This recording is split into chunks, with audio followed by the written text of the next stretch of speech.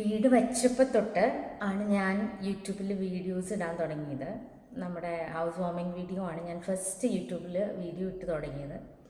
പക്ഷേ next video, the coming video നമ്മുടെ home tour ആയിരിക്കണം എന്നായിരുന്നു ഞാൻ വിചാരിച്ചിരുന്നത്. പക്ഷേ ഹോം ടൂർ എടുക്കുക എന്ന് പറയുന്നത് സിമ്പിൾ തിങ് അല്ല, അതൊരു ഭയങ്കര ടാസ്ക്കാണ് എന്ന് മനസ്സിലാക്കിയത് കൊണ്ടും പിന്നെ ഭയങ്കര മടിയുമായിരുന്നു. പിന്നെ നിങ്ങൾക്കറിയാലോ, പുതിയൊരു വീട് വെച്ച് കഴിയുമ്പം അതൊന്ന് സെറ്റായി വരാനായിട്ട് കുറച്ച് ദിവസങ്ങൾ മാസങ്ങളൊക്കെ എടുക്കും. അപ്പോൾ ഇപ്പോൾ ഒരു 6 months ആയിട്ടുണ്ട്. ഇപ്പോഴും ഫുൾ കംപ്ലീഷൻ ഓഫ് വർക്ക് ആയിട്ടുണ്ടോ എന്ന് ചോദിച്ചു കഴിഞ്ഞാൽ ഇനിയും നമ്മളുടെ കുറച്ച് ഡ്രീം കോർണേഴ്സൊക്കെ ഉണ്ട് വീട്ടിൽ ഒന്ന് സെറ്റായി വരാനായിട്ട്. പക്ഷേ ഒരു ഹോം ടൂർ എടുക്കാൻ എനിക്ക് പറ്റിയില്ല. കുറേയൊക്കെ എൻ്റെ മടിയൊക്കെ കാരണമാണ് കേട്ടോ. ഉള്ളത് കാണിച്ചു തരാം ആയിരുന്നു, പക്ഷേ പറ്റിയില്ല. അപ്പോൾ ഇന്നിപ്പോൾ സാധാരണ ഞാൻ മിക്ക ഏരിയാസും അപ്പോൾ ക്ലീൻ ചെയ്യാറുണ്ട്. ഡെയിലി ബേസിസിലാണ് ക്ലീനിങ് ഒക്കെ നടക്കാറ്. അപ്പോൾ ഇന്നിപ്പോൾ ഞാൻ പൂജ യൂണിറ്റ് കുറേ ദിവസമായിട്ട് പല കാരണങ്ങൾ കൊണ്ട് നമുക്ക് ക്ലീൻ ചെയ്യാൻ പറ്റാണ്ട് അങ്ങനെ ഇതായിട്ട് ഇരിക്കുമായിരുന്നു. അപ്പോൾ ഞാൻ അതൊന്ന് ഫുൾ ക്ലീൻ ചെയ്തു. അപ്പോൾ ഞാൻ വിചാരിച്ചു നമുക്ക് പൂജ യൂണിറ്റിൽ നിന്നൊരു സീരീസ് പോലെ നമ്മുടെ ഹോം ടൂർ കാണിക്കാം എന്ന് വിചാരിക്കുകയാണ്. ഇതിൽ ഞാൻ ഇൻക്ലൂഡ് ചെയ്യാൻ ഉദ്ദേശിച്ചിരിക്കുന്നത് എന്താണെന്ന് വെച്ച് കഴിഞ്ഞാൽ, നമുക്ക് കുറേ ദൈവങ്ങളുടെ മറ്റേ പ്രതിമകളിലാണ് വച്ചിരിക്കുന്നത്. അപ്പം ഇതിൻ്റെ റേറ്റ് ഉൾപ്പെടെ ഈ ഒരു പൂജാ യൂണിറ്റ് സെറ്റ് ചെയ്തെടുക്കാനായിട്ട് എത്ര കോസ്റ്റ് ആയിട്ടുണ്ട് എന്നുൾപ്പെടെ എല്ലാം പറയാമെന്ന് വിചാരിച്ചു. അങ്ങനെ ഒരു ഡീറ്റെയിൽഡ് ആയിട്ട് ഒരു ഹോം ടൂർ സീരീസ് ഇടാം എന്ന് ഞാൻ വിചാരിക്കുവാണ്. അപ്പോൾ ഇനി വീട് വെക്കാൻ ആഗ്രഹിക്കുന്നവർ അല്ലെങ്കിൽ വീട് വെച്ചുകൊണ്ടിരിക്കുന്നവർക്കൊക്കെ ഒരു കോസ്റ്റ് എസ്റ്റിമേഷൻ കിട്ടുമ്പം നല്ലതല്ലേ. അപ്പോൾ ഞാൻ വീട് പണിയുന്ന സമയത്ത് നമ്മൾ യൂട്യൂബിലിരുന്ന് ഇത് സ്റ്റഡി ചെയ്യും. കാരണം നമ്മൾ ഈ വീട് വെച്ചത് ഒരു മൊത്തം കോൺട്രാക്റ്റ് കൊടുത്തല്ല, ലേബർ കോൺട്രാക്റ്റ് കൊടുത്ത് നമ്മൾ തന്നെ ഐഡിയാസ് പറഞ്ഞ് എക്സിക്യൂട്ട് ചെയ്ത വീടാണ്. അതുകൊണ്ട് തന്നെ ഞാൻ പല യൂട്യൂബ് മാത്രമല്ല, പിൻട്രസ്റ്റ് അങ്ങനെ ഉള്ള അടുത്തു നിന്നൊക്കെ ഒരുപാട് ഐഡിയാസ് ഇൻകോർപ്പറേറ്റ് ചെയ്തിട്ടാണ്, നമ്മുടെയും കൂടി ഇഷ്ടവും കൂടി ഇൻകോർപ്പറേറ്റ് ചെയ്താണ് ഓരോ കോർണേഴ്സും നമ്മൾ ഡിസൈഡ് ചെയ്തേക്കുന്നത്. അപ്പോൾ അതേപോലെ ആർക്കെങ്കിലും ഒരു ബെനിഫിഷ്യൽ ആവുമെങ്കിൽ ആവട്ടെ എന്ന് വിചാരിച്ചു. കോസ്റ്റ് ഉൾപ്പെടെയാണ് ഞാനിവിടെ പറയാൻ ഉദ്ദേശിക്കുന്നത് കേട്ടോ. അപ്പോൾ ഡീറ്റെയിൽഡ് ആയിട്ട് ഞാൻ പറയാം ഇന്ന കാര്യങ്ങളാണ് എന്നുള്ളത്. Okay, so come to the video. നമ്മുടെ പൂജാ യൂണിറ്റിൻ്റെ ഒരു ഓവറോൾ ഔട്ട്ലുക്ക് ഇങ്ങനെയാണ് വരുന്നത്. ഇതാണ് ഒരു ഓവറോൾ ഔട്ട്ലുക്ക്. വേണമെങ്കിൽ കുറച്ചുകൂടെ ഒരു വിഡ്ത്ത് എക്സ്റ്റെൻഡ് ചെയ്യാമായിരുന്നു എന്ന് പിന്നീട് എനിക്ക് തോന്നി. പക്ഷേ സാരില്ല, ഇപ്പം തൽക്കാലത്തേക്ക് ഇത് മതി. പിന്നീട് എപ്പോഴെങ്കിലും ഒരു ഡിസൈനർ എലമെൻറ്റ് ഈ സൈഡിലോട്ട് കൊണ്ടുവരാമെന്ന് മനസ്സിലൊരു പ്ലാനുണ്ട് കേട്ടോ. അപ്പോൾ ഇങ്ങനെയാണ് നമ്മുടെ ഒരു ഓവറോൾ ഔട്ട്ലുക്ക് വരുന്നത്. നമ്മുടെ പൂജാ യൂണിറ്റിൻ്റെ മെറ്റീരിയലാണ് ആദ്യം പറയാൻ ഉദ്ദേശിക്കുന്നത്. ഇത് അലുമിനിയം ഫാബ്രിക്കേഷൻ ടീംസ് വന്ന് ചെയ്തു തന്നതാണ്. ഇത് അലുമിനിയം ഫാബ്രിക്കേഷൻ എന്തുകൊണ്ടാണ് നമ്മൾ ചൂസ് ചെയ്തതെന്ന് വെച്ച് കഴിഞ്ഞാൽ, എൻ്റെ റിലേറ്റീവ്സിൻ്റെയൊക്കെ വീട്ടിൽ മറ്റേ മൾട്ടിവുഡ് യൂസ് ചെയ്താണ് കിച്ചൺ കബേർഡ്സ് ഒക്കെ ചെയ്തിരിക്കുന്നത്. പക്ഷേ കുറച്ച് നാൾ കഴിയുമ്പോൾ ഉണ്ടല്ലോ, ഈ മൾട്ടിവുഡാണ് ഒരു പ്രീമിയം ലുക്ക് തരുന്നതെങ്കിലും നമുക്കത് എന്തോ എനിക്കത് ഇഷ്ടമായില്ല അവിടെ ചെന്ന് കണ്ടപ്പം. ഇതാവുമ്പം അലൂമിനിയം ആയതുകൊണ്ട് കുറച്ച് കാലം ഇരുന്നോളും, വേറെ പ്രശ്നങ്ങളൊന്നുമില്ല. പിന്നെ കാണുമ്പോൾ ഒരു പ്രീമിയം ലുക്കിൽ നിന്ന് ഒരു ചെറിയ ഒരു ഇത് തോന്നും, ഒരു ലോക്കൽ ലുക്കിലോട്ട് പോകാനുള്ള ചാൻസ് ഉണ്ട്. പക്ഷെ നിങ്ങളുടെ അഭിപ്രായം പറയണേ. ഇതങ്ങനെ ഒരു ലോക്കൽ ലുക്ക് പോലെ അല്ല ഇവിടെ ചെയ്തിരിക്കുന്നത്. നല്ല മെറ്റീരിയൽസ് യൂസ് ചെയ്തിട്ടാണ് ചെയ്തിരിക്കുന്നത്. എന്നാൽ മൾട്ടിവുഡ് യൂസ് ചെയ്യുന്നതിനേക്കാളും അല്ലെങ്കിൽ ബാക്കി മെറ്റീരിയൽസ് യൂസ് ചെയ്യുന്നതിനേക്കാളും കുറച്ചുകൂടി കോസ്റ്റ് എഫക്റ്റീവായിട്ട് ചെയ്തെടുക്കാൻ പറ്റും. ഇവിടെ നമ്മൾ ഈ വീടിൻ്റെ ഈച്ച് ആൻഡ് എവറി കോർണറും കോസ്റ്റ് എഫക്റ്റീവ് ആക്കാനായിട്ട് മാക്സിമം ട്രൈ ചെയ്തിട്ടുണ്ട്. നമ്മൾ ഉണ്ടാക്കുന്ന സാമ്പത്തികം മുഴുവൻ, നമ്മൾക്ക് വരുന്ന ഇൻകം മുഴുവൻ ഒരു വീടിലേക്ക് ഇൻവെസ്റ്റ് ചെയ്യുക, അല്ലെങ്കിൽ ഇൻകം എന്നല്ല, നമ്മുടെ കയ്യിലുള്ള പൈസ മുഴുവൻ ഇതിനകത്തോട്ട് ഇൻവെസ്റ്റ് ചെയ്യുന്നതിനോട് എനിക്ക് താല്പര്യമില്ലായിരുന്നു. അതുകൊണ്ട് തന്നെ നമുക്ക് അഫോർഡബിൾ ആയിട്ടുള്ള എന്നാൽ കുറച്ച് നമുക്ക് കാണുമ്പം രസം തോന്നുന്ന രീതിയിലാണ് ഇവിടെ എല്ലാം സെറ്റ് ചെയ്തിരിക്കുന്നത് കേട്ടോ. ഇനി നമുക്ക് വിളക്കിൽ നിന്ന് സ്റ്റാർട്ട് ചെയ്യാം. വിളക്ക് വാങ്ങിയത് ചോറ്റാനിക്കര അമ്പലത്തിലെ കാർ പാർക്കിംഗ് ഏരിയ ഇല്ലേ, അതിൻ്റെ തൊട്ട് നിയർ ബൈ ആയിട്ട് നിങ്ങളെല്ലാവരും ചോറ്റാനിക്കര പോയവരൊക്കെ കണ്ടിട്ടുണ്ടാവും. ഒരു ഇതേപോലെയുള്ള ബ്രാസിൻ്റെയും ബ്രോൺസിൻ്റെയൊക്കെ സാധനങ്ങൾ കിട്ടുന്ന ഒരു ഷോപ്പുണ്ട്. അവിടെ നിന്നാണ് നമ്മൾ ഈ കുട്ടി വിളക്ക് വാങ്ങിച്ചത്. ബിക്കോസ് എനിക്ക് ആഗ്രഹമുള്ളത് ഇങ്ങനെ ഒരുപാട് വലിയ വിളക്ക് കത്തിക്കുന്നതിനോട് താല്പര്യമില്ലായിരുന്നു. വീടാണ്, അതുകൊണ്ട് തന്നെ ചെറിയൊരു വിളക്ക് മതി എന്നുള്ളിലുണ്ടായിരുന്നു. ഞാനിത് പാല് കാച്ചലിന് ചെറിയ വിളക്കായിട്ട് കയറാനും എളുപ്പമാണല്ലോ എന്ന് വിചാരിച്ചാണ് ഞാൻ ഈ വിളക്ക് ചൂസ് ചെയ്തത്. പക്ഷേ എൻ്റെ അച്ചായി ശാന്തിയാണ്, അതുകൊണ്ട് തന്നെ അച്ചായി പറഞ്ഞു വലിയ വിളക്ക് തന്നെ വേണം കയറാനായിട്ടെന്ന് പറഞ്ഞിട്ട് അച്ചായി ഗിഫ്റ്റ് ചെയ്ത വിളക്കുമായിട്ടാണ് ഞാൻ കയറിയത്.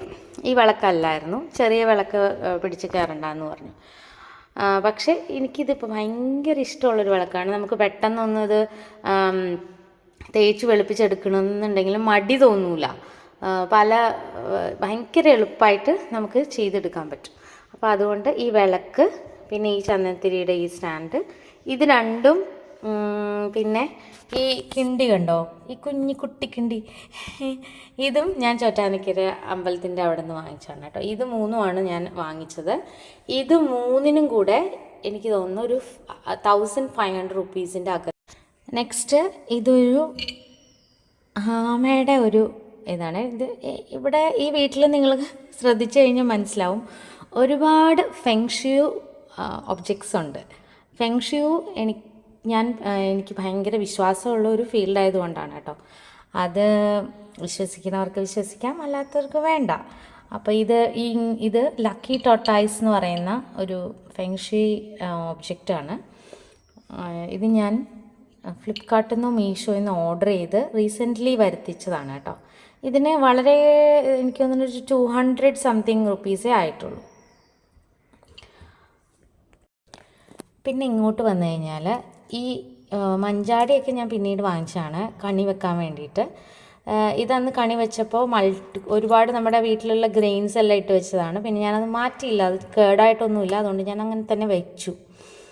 അപ്പോൾ ഈ തളികയും കിണ്ടി ഈ കുങ്കുമച്ചെപ്പും ഞാൻ ഇതിൻ്റെ കൂടെ വാങ്ങിച്ചാണ് കേട്ടോ, വിളക്കിൻ്റെ കൂടെ. അപ്പോൾ ആ 1500 ഇത് ഇൻക്ലൂഡഡ് ആണ്.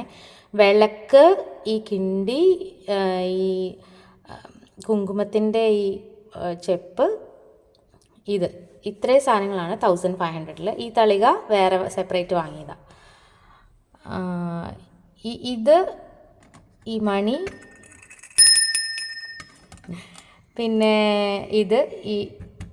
ഈ ഒരു തളികയും, ഇത് നമുക്ക് തൊട്ടപ്പുറത്തെ വീട്ടിലെ അവരെ ഫാമിലി ഗിഫ്റ്റ് തന്നതാണ് കേട്ടോ ഇത്. അതുകൊണ്ട് അതിൻ്റെ റേറ്റ് എനിക്കറിയില്ല. അപ്പോൾ ഇത്രയാണ് നമ്മുടെ താഴത്തെ ഭാഗം. ഇനി ഇങ്ങോട്ട് വരാം. ഇത് ഗുരുദേവൻ്റെ പ്രതിമയാണ്. ഇത് കാണുമ്പോൾ തന്നെ മനസ്സിലാവും ഞാൻ ഏത് കമ്മ്യൂണിറ്റിയിൽ പെടുന്നതാണ്. ഞാൻ ഈഴവ കമ്മ്യൂണിറ്റിയിൽ പെടുന്നതാണ്. അത് ഞാൻ പ്രൗഡായിട്ട് തന്നെ പറയും. ഇനി കാസ്റ്റിൻ്റെ ഒരു ഡിസ്ക്രിമിനേഷനൊന്നും വേണ്ട എന്ന് എല്ലാവരും പറയുമെങ്കിലും നമ്മളൊരു കാസ്റ്റിൽ പെടുന്നതാണ് എന്ന് പറയുന്നതിൽ ഞാൻ പ്രൗഡായിട്ടാണ് എനിക്ക് തോന്നുന്നത് കേട്ടോ. അപ്പോൾ ഇങ്ങനെ ഒരു ആളെ വെച്ചിട്ട് എൻ്റെ കമ്മ്യൂണിറ്റീനെ കാണിക്കണം എന്ന് വിചാരിച്ച് വെച്ചതല്ല. ഇവിടെ നമ്മുടെ ഹൗസ് വാമിങ്ങിൻ്റെ ടൈമിൽ ഗുരുപൂജ എന്ന് പറയുന്ന ഒരു പൂജയുണ്ട്. അപ്പോൾ ഗുരുപൂജയുടെ സമയത്ത് ഗുരുദേവൻ്റെ ഒരു ഫോട്ടോ എങ്കിലും വേണമെന്ന് പറഞ്ഞു.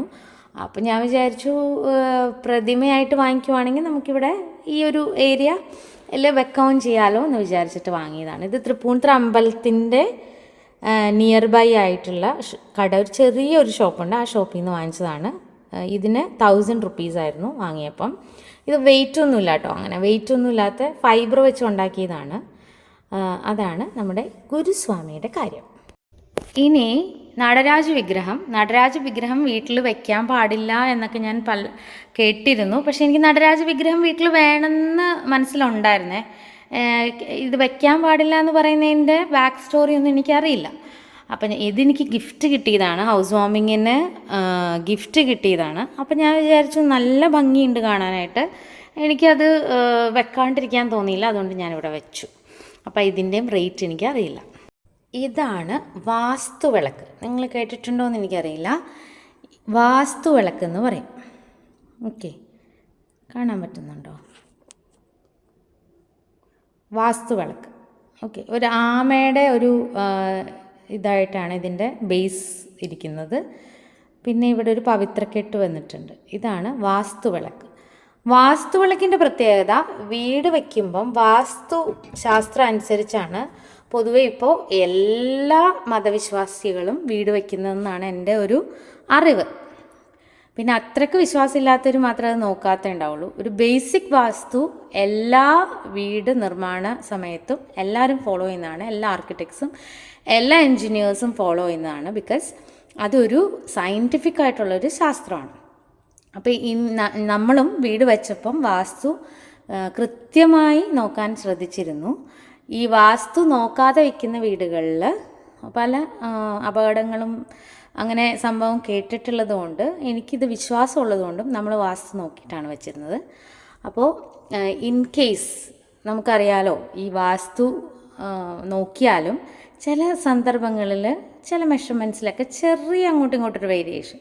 അപ്പോൾ അങ്ങനെ എന്തെങ്കിലും ഒരു ചെറിയ അങ്ങോട്ടോ ഇങ്ങോട്ടോ ചെറിയൊരു വേരിയേഷൻസ് ഒക്കെ ഉണ്ടെങ്കിൽ അത് ഇൻകോർപ്പറേറ്റ് ചെയ്ത്, അതായത് അത് മറികടക്കാനായിട്ട്, ഇൻകോർപ്പറേറ്റ് ചെയ്യാനല്ല, അത് മറികടന്ന് നല്ല രീതിയിൽ അതായത് ദോഷമൊന്നുമില്ലാതെ ഇരിക്കാനായിട്ട് സഹായിക്കുന്ന വിളക്കാണ് വാസ്തു വിളക്ക്. ഇതൊരു വിശ്വാസമാണ്. നേരത്തെ ഞാൻ പറഞ്ഞ പോലെ എല്ലാവർക്കും വിശ്വാസം ആവണം എന്നില്ല, പക്ഷേ എൻ്റെ ഒരു വിശ്വാസത്തിൻ്റെ പുറത്ത് ഞാനിത് വാങ്ങിച്ചതാണ് കേട്ടോ. ഇതിന് എനിക്ക് തോന്നുന്നു ഒരു 1100 ആ റേറ്റിലാണ് ഞാനിത് വാങ്ങിക്കുന്നത്. ഇതും ചോറ്റാനിക്കര വേറൊരു ദിവസം എപ്പോഴോ ചോറ്റാനിക്കര പോയപ്പം അവിടെ നിന്ന് തന്നെ ആ ഷോപ്പിൽ നിന്ന് തന്നെ വാങ്ങിച്ചതാണേ. എന്ന് പറയാമോ, ഇതാണ് പൂർണ്ണത്രയീശൻ. പൂർണ്ണത്രയീശനെ വെക്കണം എന്നുള്ളത് എൻ്റെ ഒരു തീരുമാനമായിരുന്നു, എൻ്റെ ഒരു ആഗ്രഹമായിരുന്നു. കാരണം എന്താണെന്ന് വെച്ച് കഴിഞ്ഞാൽ, പൂർണ്ണത്രയീശൻ്റെ നാള് ഉത്രമാണ്, എൻ്റെ നാള് ഉത്രമാണ്. പൂർണ്ണത്രയീശൻ എന്ന പേര്, ശ്രീ പൂർണ്ണ എന്ന എൻ്റെ പേര്. അപ്പോൾ എന്തോ ഒരു കോർഡിനേഷൻ ഇല്ലേ? അതല്ലാതെ പല കാര്യങ്ങളുണ്ട്. ഞങ്ങളുടെ ബർത്ത്ഡേയ്സ് ഒന്നാണ്, ബർത്ത്ഡേ അല്ല, നാള് ഒരേ ദിവസമാണ്, ഒരേ പിറന്നാൾ. ഉത്രം സദ്യ, നമ്മുടെ തൃപ്പൂണിത്തുറ അമ്പലത്തിൽ ഉത്രം സദ്യ നടക്കുന്ന അന്നാണ് എൻ്റെ പിറന്നാളും. അപ്പം അങ്ങനെ കുറേ കോയിൻസിഡൻസ് ഉണ്ട്. വളരെ ചെറിയ പ്രായത്തിൽ ഞാൻ അമ്പലത്തിൽ വന്നിരുന്നു പണ്ട്.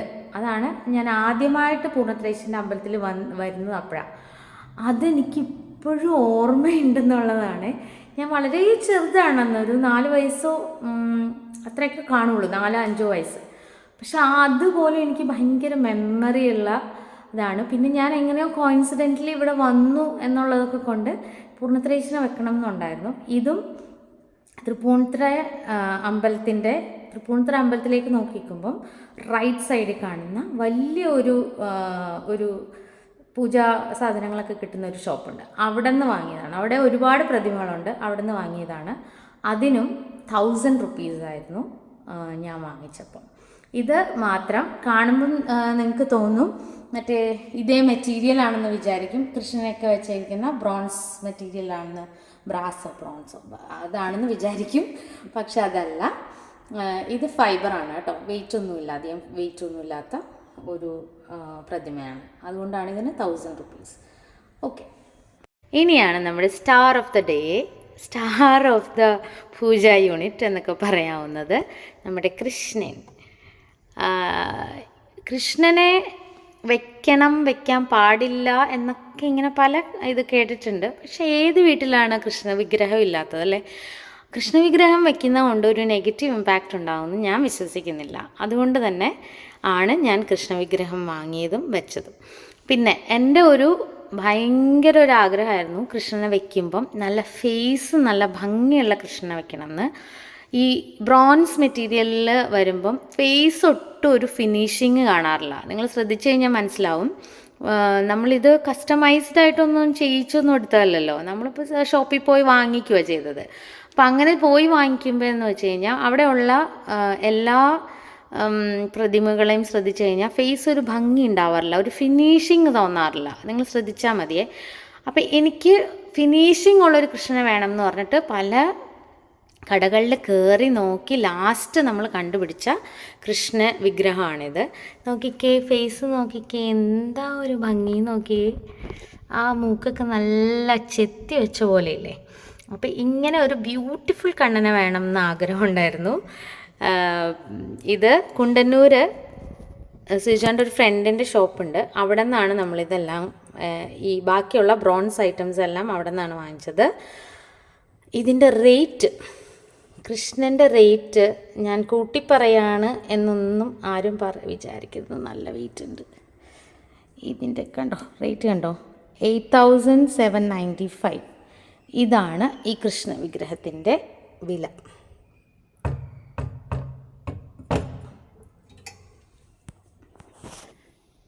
അടുത്തത് മഹാലക്ഷ്മിയാണ്. മഹാലക്ഷ്മി ഇത് ചെറിയൊരു വിഗ്രഹമാണ്. മഹാലക്ഷ്മീനെ വേണമെന്നും ആഗ്രഹിച്ച് തന്നെ വെച്ചതാണ്. പിന്നെ നമുക്കറിയാലോ, വീടുകളിൽ അയ്യപ്പൻ്റെ ഫോട്ടോസോ വിഗ്രഹങ്ങളോ വയ്ക്കാൻ പാടില്ല എന്ന് പറയാറുണ്ട് സ്ട്രിക്ട്ലി.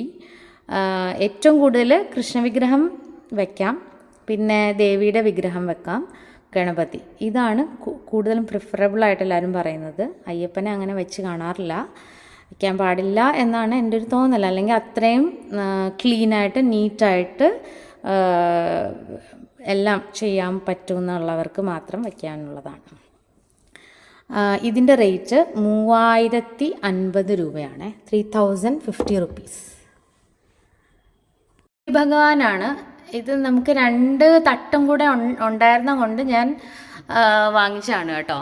ഇതിന് 1950, അതായത് 1950 റുപ്പീസാണ് ഇതിന് വന്നേക്കുന്നത്. നന്ദി ദേവനാണ്, പശുവില്ലേ നന്ദി ഭഗവാൻ. ഇതിനും 1950, 1950 റുപ്പീസാണ് ഇതിന് വന്നിരിക്കുന്നത്. നമ്മളിവിടെ ഒരുപാട് മണികൾ തൂക്കിയിട്ടിരിക്കുന്നുണ്ടോ. ഈ മണികളും നമ്മളുടെ വിളക്കിലെ ഈ തളികയും, ഇത് രണ്ടും കൂടെയാണ് ഞാൻ വടക്കേക്കോട്ട ജംഗ്ഷനിൽ, വടക്കേക്കോട്ടയല്ലേ, SN ജംഗ്ഷനിൽ ഒരു ഷോപ്പുണ്ട്. അവിടെ നിന്നാണ് ഈ തളികയും ഇത്രയും മണികൾ. എനിക്ക് തോന്നുന്നത് എത്ര മണിയുണ്ട്, 3, 4, 5, 6, 7, 8, 9, 10 മണിയുണ്ട്. ഈ 10 മണിയും ഈ തളികയും കൂടെ അന്നെനിക്ക് ഒരു 1200, 1200 ആ റേഞ്ചിൻ്റെ അകത്ത് കിട്ടിയതാണ് ഈ മണിയും ഇതും. പിന്നെ നമ്മളുടെ ഈ ഇത് കണ്ടോ, ഇത് നമ്മളുടെ ഒരു വെൽത്തിനെ റെപ്രസെൻറ്റ് ചെയ്യുന്ന ഒരു സംഭവമാണ് ഈ നെല്ലിൻ്റെ ഇതും തൃപ്പൂണിത്തുറയിൽ നിന്ന് ഞാൻ വാങ്ങിച്ചതാണ്. ഇത് ഞാൻ വാങ്ങിച്ചപ്പോൾ ഏകദേശം ഒരു 300 രൂപ അടുത്തായി അത് വാങ്ങിയപ്പോൾ. അപ്പോൾ ഇത്രയാണ് ഇതിൻ്റെ അകത്ത് വെച്ചിരിക്കുന്ന സാധനങ്ങളുടെ റേറ്റ്സ് ആണ് നമ്മൾ പറഞ്ഞത്. പിന്നെ നിങ്ങൾ കാണുന്ന പോലെ ഇവിടെ ഇത് വൈറ്റ് സർഫസ്, ഇവിടെ കണ്ടോ, ഇത് വൈറ്റ് സർഫസ് ആയത് കാരണം ഞാനൊരു മറ്റേ ഫ്ലിപ്കാർട്ടിൽ നിന്നൊക്കെ വാങ്ങിക്കുന്ന ഇത് ഞാൻ വാങ്ങിയത് മറ്റേ കബേർഡ്സിലൊക്കെ റാക്കിലൊക്കെ ഇടാൻ വേണ്ടിയിട്ട് വാങ്ങിച്ചാണ്. അതിൽ നിന്ന് റെസ്റ്റ് ഉണ്ടായിരുന്ന പീസ് ഞാൻ ഓർത്തു ഇതിവിടെ ഇടുവാണെങ്കിൽ അത് വൈറ്റ് അല്ലേ, അപ്പോൾ എപ്പോഴും വിളക്കൊക്കെ കത്തിക്കുമ്പോൾ എണ്ണയും മറ്റേ പൊടിയും ചന്ദനത്തിരിയുടെ പൊടിയൊക്കെ വീണ് അൺടൈഡി ആവണ്ട എന്ന് വിചാരിച്ച് ഇതിവിടെ ഇട്ടേക്കുന്നതാണ്. പക്ഷേ ഇത് ഭയങ്കര യൂസ്ഫുള്ളാണ്, അല്ലെങ്കിൽ അത് പെട്ടെന്ന് അൺടൈഡി ആയി പോകും. പക്ഷേ ഞാൻ ക്ലീൻ ചെയ്യുന്ന ഒരു വീഡിയോ ഷോർട്സ് ആയിട്ട് ഇടുന്നുണ്ട്. അതിൽ ഞാൻ ഉപയോഗിക്കുന്ന മാജിക് സ്പോഞ്ച് ഉണ്ടല്ലോ, ആ സ്പോഞ്ച് ഭയങ്കര എഫക്റ്റീവാണ് കേട്ടോ. വാങ്ങിക്കാത്തവരുണ്ടെങ്കിൽ എനിക്ക് തോന്നുന്നു മാജിക് സ്പോഞ്ച് തന്നെ വാങ്ങിക്കണമെന്നില്ല, പേരുള്ള സ്പോഞ്ച് തന്നെ വാങ്ങിക്കണമെന്നില്ല, അത് ബ്രാൻഡഡ് ആക്കി ഇറക്കിയേക്കുന്നതാണ്. അല്ലാണ്ട് ഏതെങ്കിലും സ്പോഞ്ച് വാങ്ങിച്ചാലും ഇതേ എഫക്റ്റ് തന്നെയാണെന്ന് തോന്നുന്നു. പക്ഷെ കൊള്ളാം, നല്ല രസമുണ്ട്, നല്ല യൂസ്ഫുള്ളാണ്. ഈ വൈറ്റ് സർഫസ് ഒക്കെ ക്ലീൻ ചെയ്യാനായിട്ട് നല്ല യൂസ്ഫുള്ളാണ് കേട്ടോ. അപ്പോൾ നമ്മളുടെ ഈ അലൂമിനിയം ഫാബ്രിക്കേഷൻകാർ ഇത് ഇത് ചെയ്ത് തരാനായിട്ട്, ലൈറ്റ് നമ്മൾ വേറെ എക്സ്ട്രാ വാങ്ങിക്കുകയാണ് ചെയ്തത്. ലൈറ്റ്, അതായത് പുറകിൽ ലൈറ്റ് വെച്ചിട്ടുണ്ട്, അതുകൊണ്ടാണ് ഈ പ്രകാശം അതില്ലാതെ ഈ ഇത്രയും യൂണിറ്റ് മാത്രം സെറ്റ് ചെയ്യാനായിട്ട്. അപ്പോൾ യൂണിറ്റ് മാത്രം സെറ്റ് ചെയ്യാനുള്ള കോസ്റ്റ് 20,000 ബിലോ ആണ് വന്നേക്കുന്നത്. ഒരു 18 or 19,000 ബിറ്റ്വീനാണ് വന്നിരിക്കുന്നത്. പിന്നെ ഞാനതിൽ ഗണപതിയുടെ റേറ്റ് പറയാൻ വിട്ടുപോയി, അതും ഒരു 3,500 റേഞ്ചിലാണ് വാങ്ങിച്ചത്. അപ്പോൾ ഇത്രയാണ് നമുക്ക് കോസ്റ്റ് വന്നിരിക്കുന്നത്. ഓരോന്നിൻ്റെയും കോസ്റ്റ് പറഞ്ഞിട്ടുണ്ട്. പിന്നെ ഇത് സെറ്റ് ചെയ്യാനുള്ള കോസ്റ്റ്, പിന്നെ ലൈറ്റും ഫിറ്റിങ്സും ഒക്കെ കൂടി ഒരു 10,000-2,000 രൂപ അല്ലാതെ ആയിട്ടുണ്ടാകും. അത്രേ ആയിട്ടുള്ളൂ. ലൈറ്റെല്ലാം നമ്മളുടെ ഇൻറ്റീരിയർ ചെയ്ത ടീം തന്നെയാണ് ഫിക്സ് ചെയ്തത്. പിന്നെ ഇൻറ്റീരിയർ ചെയ്ത ടീം എന്ന് പറയുമ്പോൾ ആരും വിചാരിക്കരുത് ഇവിടെ ഇൻറ്റീരിയർ ഒന്ന് നമ്മളൊരു ടീമിനെ കൊടുത്തല്ല ചെയ്യിച്ചത്. നമ്മൾക്ക് കൃത്യമായ ധാരണ ഉണ്ടായിരുന്നു.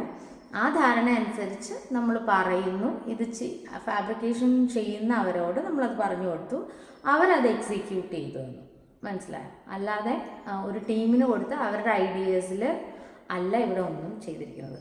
പിന്നെ നമുക്ക് കൃത്യമായ പ്ലാൻ ടൈമിൽ എൻ്റെ ഫ്രണ്ടാണ് ഈ വീടിൻ്റെ പ്ലാൻ വരച്ചത്, ജിനാസ്.